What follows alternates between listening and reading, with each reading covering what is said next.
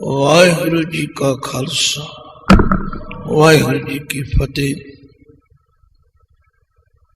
गुरु सवारी साध संगत जियो, नितनेम दियां पंज बाणियां दी विचार करते करते अज असी कबियो बात बेनती चौपई पातशाही दसवीं का पाठ उच्चारण अते अर्थां नाल जुड़ांगे। इस तो पहला कि दा पाठ आरंभ किया जाए, पुरातन गुटकियां विच ते साडे दो तख्तां ते भी और कुछ डेरियां अस्थानां ते भी ये चौपई का पाठ बहुत लंबा किया जाता है। भाव दे विच कुछ होर बाणियां भी शामिल ने।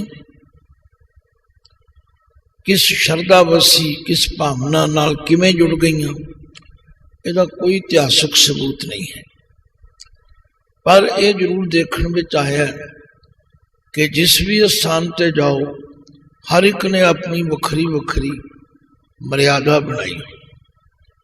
जिसने साडा फायदा घट किया ते नुकसान ज्यादा किया। तुसीं आखोगे नुकसान की किया? जदों एक गुरु नूं मनण वाले ये कहने वाले कि असी गुरु ग्रंथ साहब दे सिख, असी कलगियां वाले पातशाह दे बख्शे हुए अमृत नूं धारण किया, तो इको गल जदों दो तरीकों नाल चार तरीकों नाल कीती जाए ते जिहड़े भोले भाले श्रद्धालु ने उन्हां दे मन विच जरूर सस्पेंस पैदा हो जाता भी इन्हां विचों ठीक किहड़ा ते गलत किहड़ा। यह है सब तो बड़ी मुश्किल। तो पंथ ने और पंथ दे उन्हां महापुरखों ने कह लो, वड्डे व्यक्तियां ने कह लो, मेरे को इत्थे सिख रहत मर्यादा की कापी नहीं है, उहदा कदे आरंभ पढ़ के देखो।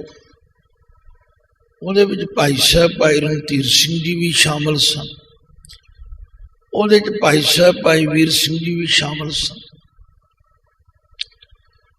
गल की उस वेले दा कोई ऐसा गुरसिख महापुरख नहीं सी जिहड़ा उहदे विच शामिल नहीं सी।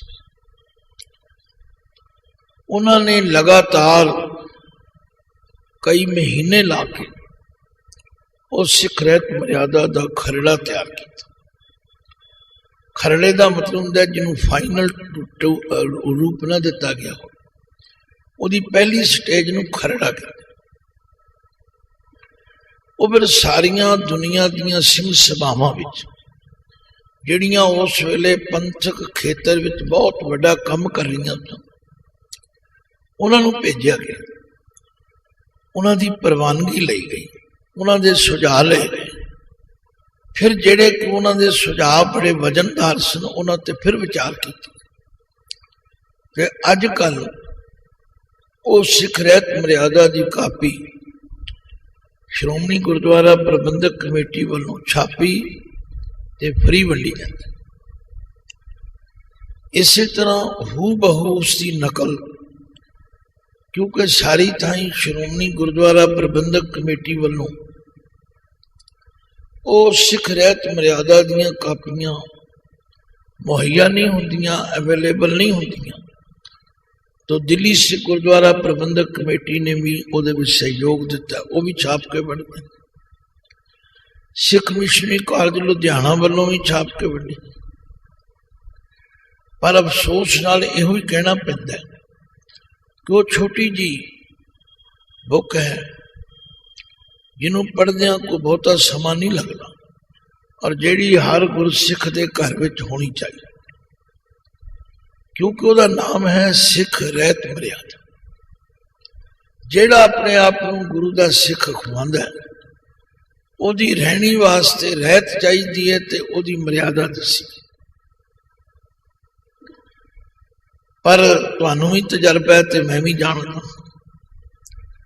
ਉਹਦੇ बावजूद ਵੱਖ-ਵੱਖ डेरियां ते संप्रदावां ते और कई बार ये भी लिखा जाता है फलाने डेरे की मर्यादा अनुसार, इसका मतलब पंथ की मर्यादा नहीं, डेरियां की मर्यादा।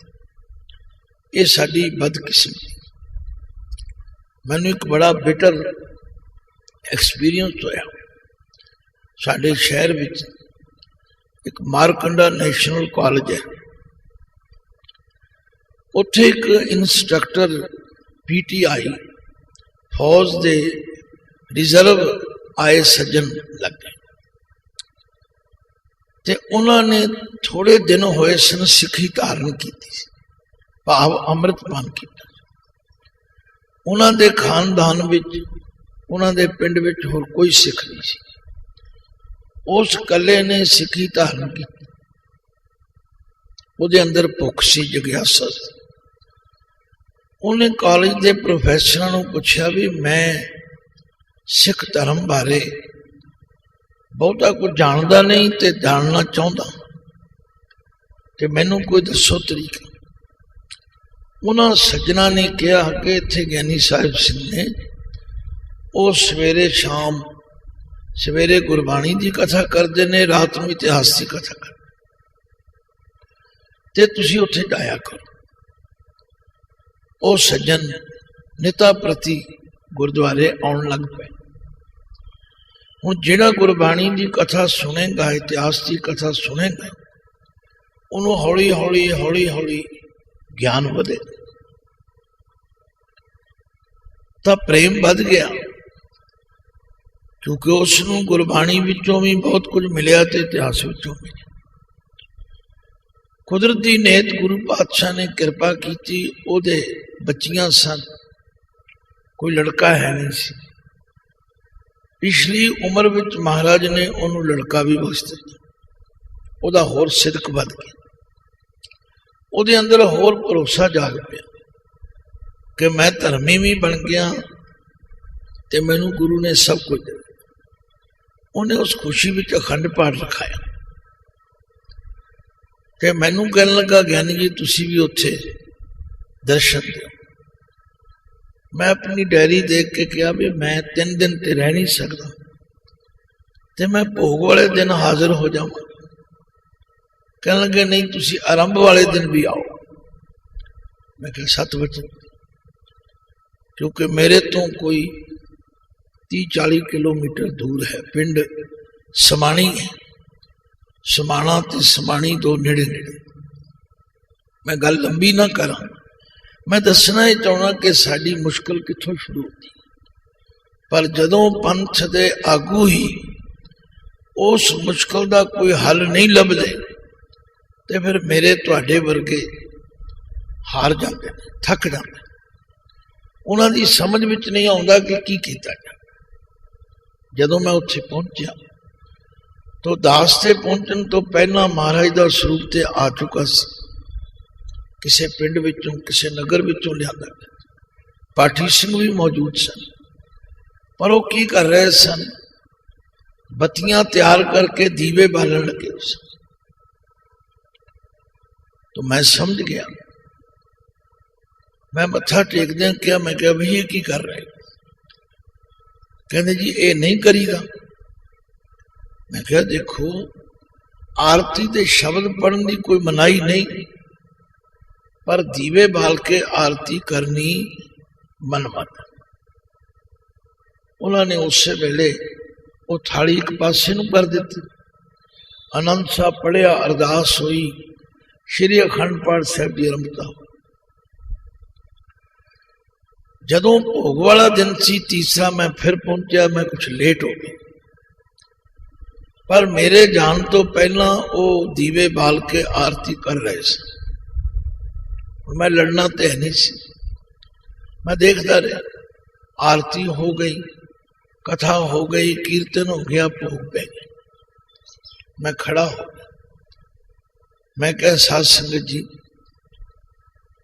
ਤੁਹਾਨੂੰ ਭੁਲੇਖਾ ਨਾ ਪਵੇ, ਇਸ ਕਰਕੇ ਮੈਂ ਇਹਨੂੰ ਕਲੀਅਰ ਕਰਨਾ ਚਾਹੁੰਦਾ ਵੀ ਜਿਹੜਾ ਸ਼ਬਦ ਅਸੀਂ ਆਰਤੀ ਦੇ ਆਰੰਭ ਵਿੱਚ ਪੜ੍ਹਦੇ ਹਾਂ, ਗगन मैं थाल रव चंद दीपक बने, ये ਤੁਹਾਨੂੰ पता है भी किथे किसने कदों उच्चारण किया, बहुतियां नूं नहीं पता और उन्होंने बेचारियां नूं तां बिल्कुल पता नहीं सी, क्योंकि वो सारे जाट सन, कोई उन्हां विच केसाधारी नहीं सी। एक बजुर्ग कोई रियासत के इलाके का, पटियाले आदि का, कोई दूरों पारों रिश्तेदार होना, वो भी आया सी। जदों मैं सारी साखी सुनाई ते नाल ही सिख रहत मर्यादा का हवाला दिता, होर ते लोग चुप सन, दीवे बाल के आरती करने वाले भी चुप सन, उन्हां कोल भी कोई जवाब नहीं। पर वो बजुर्ग जिहड़ा सी वो अपनी जाट बोली विच कहन लगा, भाई जी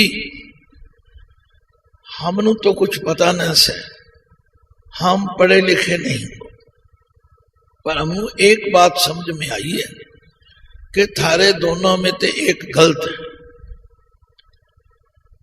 दोनों ठीक नहीं हो सकता। या दीवे बाल के आरती करने वाले गलत नहीं, या तुसी गलत। मेरा कहने तो मतलब जदों इको गुरु के सिख अखवांदे हुए असी वख-वख मर्यादा करते हैं, तो जिहड़े जन सधारण ने वो सोचते ने भी ये दोवें ठीक नहीं हो सकते। तो इसलिए ये भरम बड़े पै गए। कई मेरिया मातावां, कई बुजुर्ग कह देंगे ने, वो जी श्रोमणी कमेटी वाले ने रहरास छोटी कर दी थी, ना किसी ने छोटी की है। ये तो जो किसी के जी च आया जोड़ी गया, हर जुग जुग भगत तो पाया भी पहला पढ़ते, ਉਹਦਾ ਇੱਥੇ कोई लिंक नहीं। वासा की वार दी बाणी दे अखीर विच कोई दुखदारू सुरोग भया पढ़ते, वो भी आसा की वार। मतलब इस तरह जो जो जिसके मन विच आया वो जोड़ी गए। पर पंथ ने बड़ी मेहनत करके वो सारिया चीज़ां नूं कटिया है।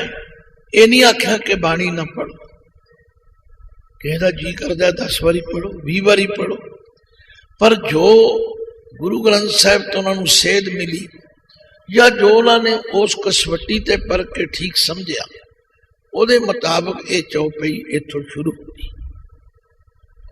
आम गुटकियां तुसीं देखदे हो नानक साहब की मर्यादा, दूजे मर्यादा। मैं किसी का इसलिए नाम नहीं लेंदा कि मैं किसी का विरोधी या हामी नहीं है, मैं तो सिर्फ गुरु ग्रंथ साहिब जी नूं समर्पित। किसी दे लिखिया कृपा करी हम पर जगमाता, ग्रंथ करा पूर्ण समय। इस तरह के जिहड़े वाधू शब्द लाए गए शुरू विच अखीर विच, ये ठीक है कि असी शरदा बसी कुछ पढ़ी जाइए, पर जो पंथ की मर्यादा है उहदे मुताबिक चौपाई इथों शुरू हुई। एक ओंकार, वाहिगुरु जी की फतेह। पातशाही दसवीं, कबियो बाच बेनती। इहदा मतलब तो तुसी समझ गए हो कि उपरला एक ओंकार वाहिगुरु जी की फतेह, ये मंगला चल रहा है। कोई भी किसी चीज नूं लिखता है वो अपने इश्क नूं याद करता है, ओदी उस्तति दा मंगल करता है। कोई एक ओंकार लिखता है, कोई एक ओंकार सतगुर प्रसाद लिखता है, कोई एक ओंकार वाहिगुरु जी की फतेह लिखता है। गल परमेश्वर नूं याद करना। पातशाही 10 नहीं पढ़ना, 10वीं पढ़ना, क्योंकि पातशाही लिखे है तो पातशाही 10वीं। कबियो बात, कलगियां वाले पातशाह अपने आप नूं कवि कहते हैं। बात में ना कवि दे उच्चारण किए हुए शब्द ते शब्द ओ जिन्हां दा सेंट्रल आइडिया बेनती है, अर्ज करनी, अरदास करनी। हुण महाराज इस विच की मंगदे ने, सानू की मंगना चाहिए। चौपाई एक कविता का एक छंदबंधक रूप है। जिवें आपां राती सवैये पढ़े सन, जाप साहब कई छंद पढ़े ने, भुजंग प्रयाद छंद, चाचरी छंद, रसावल छंद, रूआल छंद। इसी तरह चौपाई भी एक छंद है जिदे विच चार चार पंक्तियां का एक पद है। इनू चौपाई कहते। हमरी करो हाथ दे रक्षा, पूरन होए चित्त की इच्छा, तब चरणन मन रहे हमारा, अपना जान करो प्रतिपाल। हुण पहला एक पदा इत्थे पूरा हो गया। इहदे विच चार पंक्तियां आईयां ने। हमरी करो हाथ रच, हे अकाल पुरख जी साडी हाथ दे के राखी और चित्त दी इच्छा पूर्ण हो जाए। इच्छा की है? तब चरणन मन रहे हमारा, तुहाडे चरनां नाल साडा मन जुड़िया रहे। अपना जान करो प्रतिपाल। ये अखर जिहड़ा है अक्सर मैं देखा कि अनजान पुणे भी, जान के नहीं अनजान प्रतिपारा बोलिया जाता। जदों के इससे स्पैलिंग देख लो, प्रतिपारा नहीं है, यह है प्रतिपाला। प्रतिपारा तां होवेगा जे पप्पे नूं स्यारी लगी हो, पर असीं उच्चारण करी जाने, अर्थ उहदे भी उही ने। पर जो गुरु पातशाह ने लिखे सानू कोई हक नहीं कि असीं उहनूं एवें अदल बदल करते। दास ने श्री गुरु ग्रंथ साहिब जी का आद तो अंत तक 35 वारी पाठ बोध समागमां विच भाग लेके पढ़ाया ते विचारिया कि किधरे एक बारी भी प्रतिपालक शब्द नहीं है, प्रतिपाल नहीं है। सारे गुरु ग्रंथ साहब च प्रतिपालक है, प्रतिपाल है। पर असी अपने अनजान पुणे विच तुम दाते ठाकुर प्रतिपालक पढ़ी जाते, प्रतिपालक। इसलिए हो सके दास की बेनती मन के समझ के इहदा उच्चारण प्रतिपालक।